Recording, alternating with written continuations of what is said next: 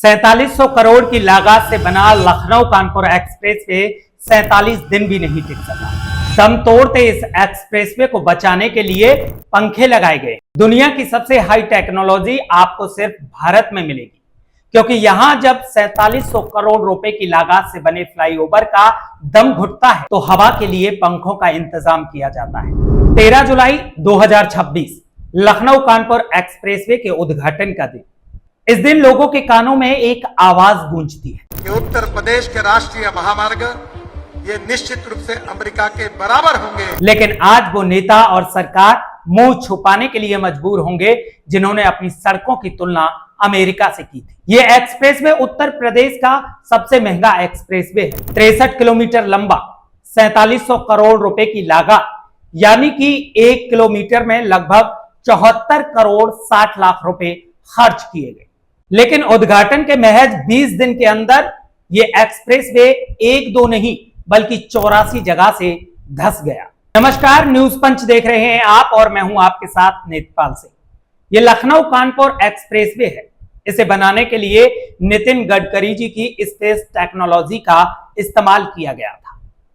13 जुलाई 2026 को लखनऊ कानपुर एक्सप्रेसवे का उद्घाटन हुआ और इस दौरान केंद्रीय सड़क परिवहन मंत्री और राजमार्ग मंत्री नितिन गडकरी ने कहा था कि उत्तर प्रदेश के नेशनल हाईवे अमेरिका जैसे होंगे। कि उत्तर प्रदेश के राष्ट्रीय महामार्ग ये निश्चित रूप से अमेरिका के बराबर होंगे। लोगों को उम्मीद थी कि अब लखनऊ से कानपुर जाने तक का रास्ता तेज होगा, बेहतर होगा और आधुनिक होगा, क्योंकि इस एक्सप्रेसवे को बनाने की जिम्मेदारी भी बीजेपी राज्यसभा सांसद नवीन जैन के भाई प्रदीप जैन की कंपनी के हाथों में थी।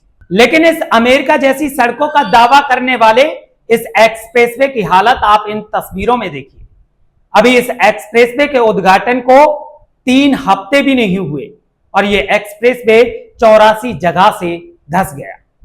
लखनऊ कानपुर एक्सप्रेसवे का एक वीडियो भी सोशल मीडिया पर तेजी से वायरल हो रहा है, जिसमें दिखाई दे रहा है कि एक तरफ सड़क मरम्मत का कार्य चल रहा है तो दूसरी तरफ बारिश के पानी को सुखाने के लिए पंखे लगाए गए हैं, यानी कि बारिश के पानी को भी पंखों से सुखाया जा रहा है। इसे देखने के बाद लोग तंज कस रहे हैं कि पहली बार भारत में सड़क की मरम्मत भी एयर कूलिंग टेक्नोलॉजी से हो रही है।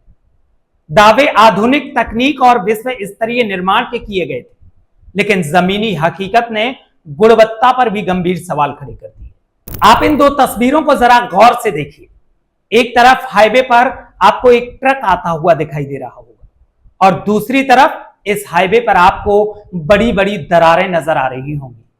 जिस समय यहां से ये ट्रक गुजर रहा होगा उस समय ट्रक ड्राइवर को भी भगवान की याद आ रही होगी, जबकि उद्घाटन के समय अमेरिका जैसी सड़कों का दावा किया जा रहा था।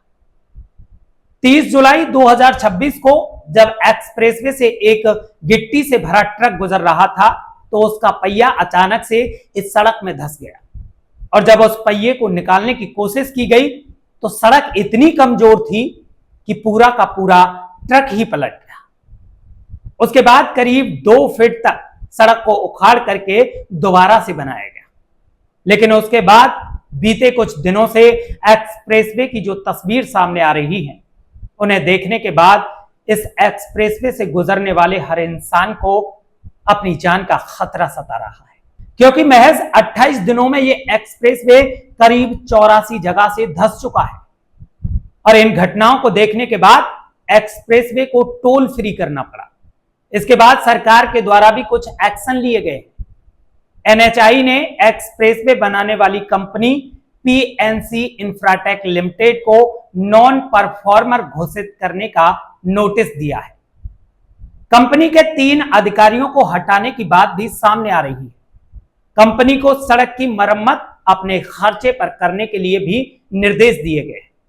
लेकिन अब यहां सबसे बड़े सवाल भी खड़े हो रहे हैं। आखिर अगर इस सड़क निर्माण में कोई कमी थी तो वो क्वालिटी चेक के दौरान सामने क्यों नहीं आई? उस समय सड़क का निरीक्षण किन अधिकारी और किन कर्मचारियों के द्वारा किया गया था, या फिर क्वालिटी चेक और निरीक्षण के दौरान अधिकारी और कर्मचारियों की जेबों को गर्म कर दिया गया था ताकि हकीकत सामने ना आए। आखिर इन सभी मुद्दों पर जांच होना बेहद जरूरी है ताकि दूध का दूध और पानी का पानी हो सके।